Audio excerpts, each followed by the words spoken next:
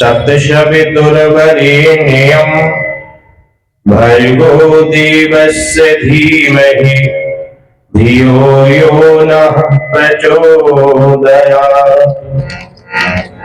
धियो यो नः प्रचोदयात्।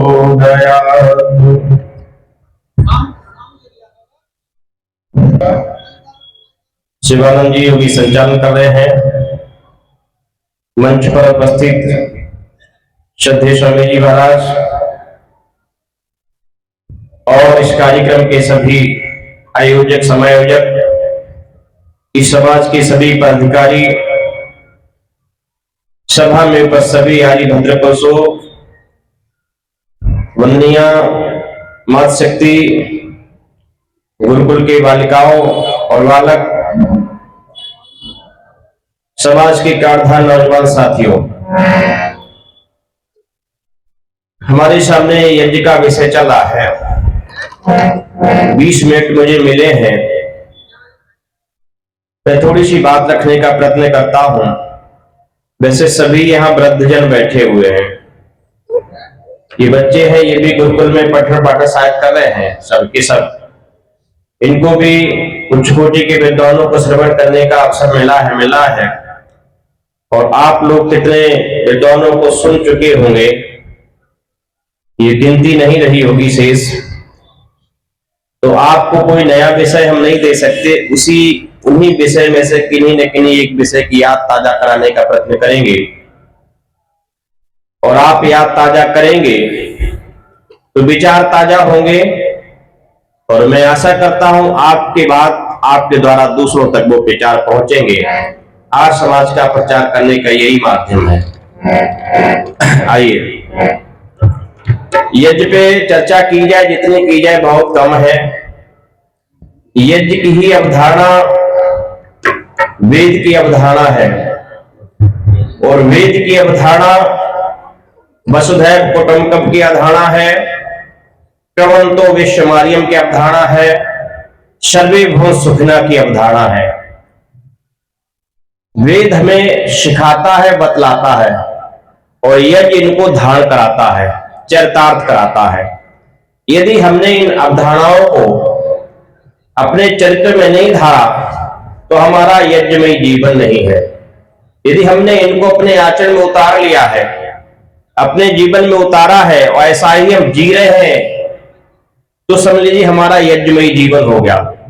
और यज्ञमय जिसका जीवन हो जाएगा, उसके जीवन का अधिपति, उसके जीवन का ब्रह्मा कौन बन जाता है? वो परमपिता परमात्मा ही ब्रह्मा बन जाता है।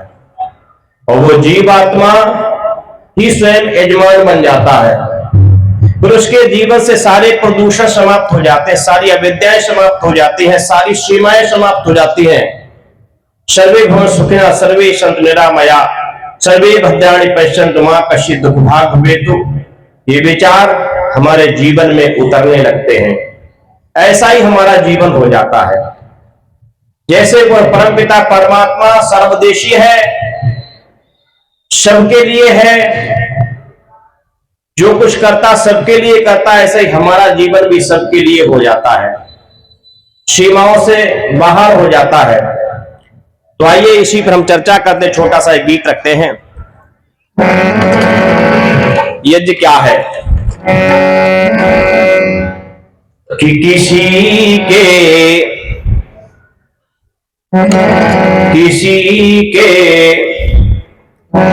घर में लगती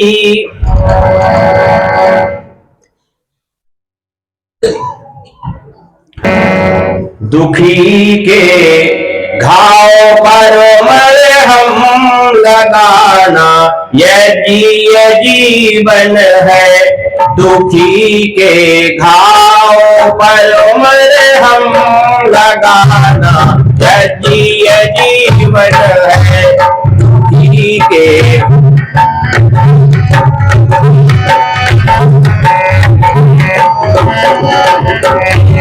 दुखी के घाव पर मरहम लगाना, यह जीवन है तड़पते प्यास को पानी पिलाना, यह जीवन है तड़पते।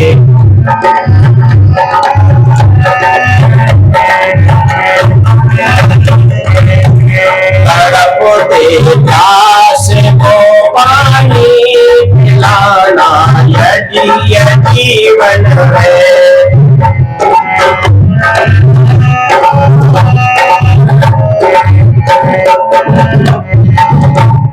किसी नबीना को रास्ता बताना, यह जीवन है। किसी भूखे को एक रोटी खिलाना, यह जीवन है। किसी जालिम को, किसी निर्बल को जालिम से छुटाना, छुड़ाना, यह जीवन है। किसी अबला की इज्जत को बचाना, यह जीवन है। और किसी बुराई को भलाई में बदलना, यह जीवन है। बुराई को भलाई में बदलना, बुराई को भलाई में बदलना, यह जीवन है। दुखी के भाव पर मरहम लगाना, तड़पते प्यास को पानी पिलाना, यह जीवन है। तड़पते प्यास को पानी। किसी के घर में लगती आग को फौरन बुझा देना। एक तो भौतिक आग भी लगती है, ये भी बुझाना है। किसी घर में भौतिक आग लग जाए, उसको भी बुझाने का प्रयत्न करना चाहिए। भले ही हमारे प्रयत्न तो बुझ ना सके, लेकिन हमें प्रयत्नशील रहना चाहिए। और दूसरी आग क्या है? घर में विद्रोह की आग, आपसी वैर की आग। भाई भाई लड़ रहे हैं, पिता पुत्र लड़ रहे हैं, घर मिटने के लिए है तैयार, परिवार मिटने जा रहा है, हमें दिखाई दे रहा है कि मिट जाएगा और हम बचाना चाहें तो बचा सकते हैं। हमें ऐसी आग को भी बुझाने का प्रयत्न करना चाहिए। लेकिन आज लोग और अग्नि में घी डालने का काम करते हैं। मिट रहा है तो मिटाने का और प्रयास करते हैं, बुझाने का नहीं। इसलिए किसी के घर में लगती आग को फौरन बुझा देना, मरीजे नातवानी के लिए बिस्तर बिछा देना। मुसीबत में किसी के जाए कर धीरज बंधा देना, जनाजे में किसी के जाए कर कंधा लगा देना। धर्म और देश हित में सर हटाना, यह जीवन है। धर्म और देश हित में सर हटाना, धर्म और देश हित में सर हटाना, यह जीवन है। तड़पते प्यास को पानी पिलाना, यह जीवन है। दुखी के घाव पर मरहम लगाना, यह जीवन है। दुखी के घाव पर मरहम लगाना, यह जीवन है।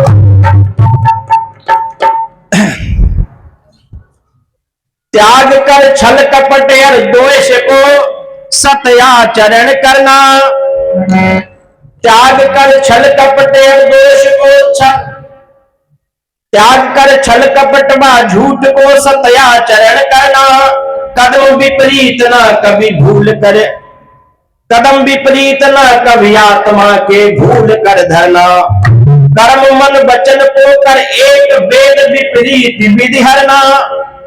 कर्म मन वचन को कर एक वेद विपरीत विधि, वर्ण करना अग्नियर हृदय से, अग्नियर हृदय में प्रबल यु श्रेष्ठ गुण धरना, अग्नियर अग्निशा हृदय में प्रबल ये श्रेष्ठ गुण धरना, विश्व बंधुत्व की भावना बनाना यह जीवन है, विश्व बंधुत्व की भावना बनाना यह जीवन है, तड़पते प्यास को पानी पिलाना,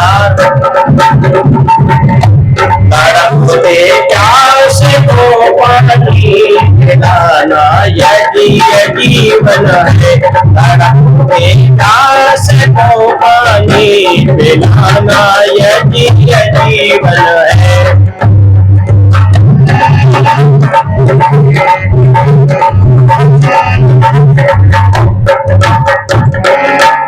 बनाते यज्ञ में जीवन वही जन मुक्ति पाते हैं, मुक्ति के द्वारा ही आसक्ति तज परिवर्तन लाते हैं, जो करते यज्ञ है जीवन नहीं ये जी बनाते हैं, वही जन धन समय खो कर ये तन वृथा कमाते हैं, आर्य लक्ष्यपाल बनना यारो बनाना ये जीवन है, आर्य लक्ष्यपाल बनना यारो बनाना, आर्य लक्ष्यपाल बनना यारो बनाना ये जीवन है, तड़पते प्यास को पानी पिलाना ये जीवन है, किसी के भाव बनाना ये जीवन है, तड़पते प्यास को पानी पिलाना ये जीवन है। इस तरीके से यदि हम अपना जीवन बनाएंगे तो हमारा यज्ञ में जीवन कहलाएगा। यदि यज्ञ को हमने आहुतियों तक सीमित समझ लिया कि केवल अग्नि में आहुतियां डालने का नाम यज्ञ है, वह मैं समझता हूं यज्ञ पूर्ण नहीं है यज्ञ की श्रेणी वह भी है, कहीं न कहीं हमें लाभ पहुंचाता है, हमारा उत्थान करता है, पर्यावरण शुद्ध करता है, संगठन हमें देता है। यदि हमने वेद की ऋचाओं के अनुसार अपने वेद के विज्ञान को अपने जीवन में अपने ज्ञान में नहीं उतारा, चरितार्थ नहीं किया, तो यज्ञ का जो आध्यात्मिक लाभ मिलना चाहिए, चारित्रिक लाभ मिलना चाहिए, वो नहीं होगा। और ध्यान रखना, जब तक हमारा चरित्र पवित्र नहीं होगा, जब तक हमारा आचरण पवित्र नहीं होगा, जब तक हमारी आत्मा शुद्ध नहीं होगी, तब तक कल्याण होना हरगिज भी संभव नहीं है।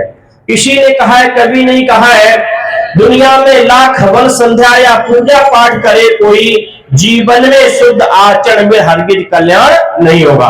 कितने भी यज्ञ कर लीजिए, कितना भी, बच्चों शांत बैठो, बड़ा हलचल बता रहे, कितने भी जब तक कर लीजिए, कितना भी यज्ञ कर लीजिए, कितना भी वेद पाठ कर लीजिए, जब तक उस पाठ को जो हमें संदेश मिलता है इन विशेष अनुष्ठानों से, वो संदेश हमारे जीवन में नहीं उतरेगा, तब तक कल्याण संभव नहीं है। जीवन की सुंदर खेती में जो बोओगे सो पाओगे, और मिर्चों का बीज अगर बोया बदले में धान नहीं होगा। ऐसा है जग में कौन भला जिसका इम्तिहान नहीं होगा, सबका इम्तिहान होगा।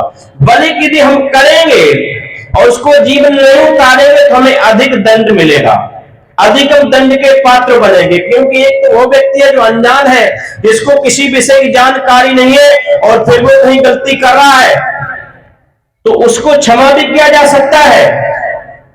जैसे एक शहर में एक स्थान था, सार्वजनिक स्थान था, और उस एक विशेष व्यक्ति का मकान, एक भवन उसी के पास खड़ा था, उसकी बैक साइड की दीवार थी, उस सार्वजनिक स्थान से लगी हुई थी, वहां पर डेली आना जाना लोगों का विशेष रहता था, तो लोग वहां लोग शंका को करने लग गए, धीरे धीरे उसकी दीवार पर भी करने लगे, दीवार खराब होने लगी।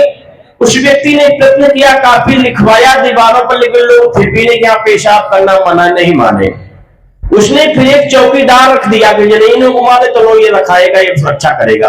चौकीदार रख दिया उसने, वेतन भोगी रख दिया। वह व्यक्ति एक दिन देख रहा है जो चौकीदार था खड़ा है, तब तक कुछ कार्य में लग गया, वो कुछ विशेष है। तब तक दो लोग आए, एक पहले व्यक्ति गया, सूट बूट पहने था, पढ़ा लिखा भी मालूम हो रहा था, वो व्यक्ति खड़े खड़े पेशाब उस दीवार पे करने लगा। तब तक दूसरा भी नौजवान गया, ग्रामीण क्षेत्र का रहने वाला था, ऐसा लग रहा था कि ये पढ़ा लिखा नहीं है। उसने जब उसको देखा, वो भी गया, वो भी पेशाब करने लगा। तब तक उस चौकीदार ने देख लिया उसको, दोनों को, अरे मेरी ड्यूटी है, ये ड्यूटी पे ये सब करने लगे, मैं तो चूक गया अपनी ड्यूटी में। दौड़ के जाता है, उससे पूछता है, पहले उस गांव ग्रामीण क्षेत्र का व्यक्ति था, उसके पास पहुंचाए, तूने पेशाब कर दिया, यहाँ पेशाब करना मना साफ साफ लिखा दीवारों पर। बोला बाबूजी हम तो पढ़े नहीं है, मुझे नहीं पता है क्या लिखा है। हमने जो बाबूजी को देखा पेशाब पे, तब मैं आया, मैंने कहा पेशाब करने की जगह है, जब ये कर रहे पढ़े लिखे तो मैं भी कर लेता हूं यहीं पर। अच्छा, इसको देख करके तू उसकी तरफ बढ़ा, तू तो पढ़ा लिखा मालूम हो रहा है, कोट पेंट पहनने आदि है, तूने ये नहीं देखा यहाँ लिखा है पेशाब करना मना है, तो इसमें पेशाब करने लगा है। बोला ध्यान दे, बात सही करना मुझसे, मैं पढ़ा लिखा व्यक्ति हूं, बदतमीजी की बात नहीं करना। उसने कहा तू पढ़ा लिखा है तो तूने पेशाब कैसे कर दी, चल तू 100 रुपए निकाल जुर्माना के। और उस व्यक्ति से कहा जो ग्रामीण क्षेत्र का था, उससे कहा तो 50 रुपए निकाल। अब ये पढ़ा लिखा व्यक्ति बोला हमसे 100 रुपए किस बात के, मैंने तो पेशाब किया है, इसने पेशाब किया, हमारी पेशाब पे विशेष हिस्से थी क्या, इसलिए हमसे 100 रुपए ले रहा कि नहीं तूने पेशाब किया, इसने पेशाब किया, लेकिन तुझसे 100 रुपए इसलिए पड़ेगा तू पढ़ा लिखा था, तुझे ये लिखकर लिखा हुआ दिखाई देता था, तुझे नहीं करनी थी और इसको भी मना करना चाहिए था। तूने पढ़ने लिखने के साथ भी लिखा हुए को नहीं माना पेशाब पर, इसलिए तूने डबल गलती की है, इसलिए तेरे पर 100 रुपए का जुर्माना है। ये पढ़ा लिखा नहीं था, तुझको देख गया इसलिए इसको 50 रुपए का जुर्माना है। ठीक मेरे कहने का मतलब है, इसी तरीके से हम वेद शास्त्रों का अध्ययन करेंगे, वेद शास्त्रों को सुनेंगे, जितना मान लीजिए ऋषि में दे एक सुंदर बात कही है, आज समाज के नियम में क्या कहा है, वेद सब सत्य विद्याओं का पुस्तक है और वेद का पढ़ना पढ़ाना सुनना सुनाना सभी आर्यों का क्या है, परम धर्म है। सुनना सुनाना भी क्या है, परम धर्म। जितना पढ़ना है तो परम धर्म उतना ही पढ़ाना भी है, और जितना सुनाना उतना ही परम धर्म सुनना भी है। हम सब परम धर्म को ग्रहण कर रहे, ध्यान रखना उतना ही परम अधर्म भी हो जाएगा। यदि आपने पढ़ा, यदि आपने वेद को सुना और वेद को चरितार्थ नहीं किया, उतना ही बड़ा अधर्म भी हो जाएगा, परम अधर्म भी आप पे लगेगा। ऐसे ही सुनने पर भी यदि आपने सुनकर के भी धर्म को धारण नहीं किया, वेद के विज्ञान को नहीं माना, वेद के उपदेश को नहीं माना, ये ईश्वरीय उपदेश है, उसका आपने उल्लंघन किया, तो आप इसके डबल अधर्म के भी पापी बनेंगे, भागी बनेंगे, डबल दंड के भागी बनेंगे। इसलिए वो लोग हो सकता प्रायश्चित करने छूट जाए जिन्होंने वेद को सुना नहीं, फिर गलतियां कर रहे हैं। लेकिन हम वेद को सुन रहे हैं, हम वेद को पढ़ रहे हैं और वेद को पढ़ा भी रहे हैं, और उसके पश्चात यदि हम गलतियां करते हैं तो समझ लीजिए हमसे बड़ा कोई और दंड का पात्र दूसरा नहीं मिलेगा। इसलिए हमें सावधान रहना चाहिए, हमें जो सुनना चाहिए सुनाना चाहिए अपने जीवन में चरितार्थ करना चाहिए। मैं समझता हूं मेरा समय पूरा हो गया है और मैं अपनी वाणी को विराम देता हूं।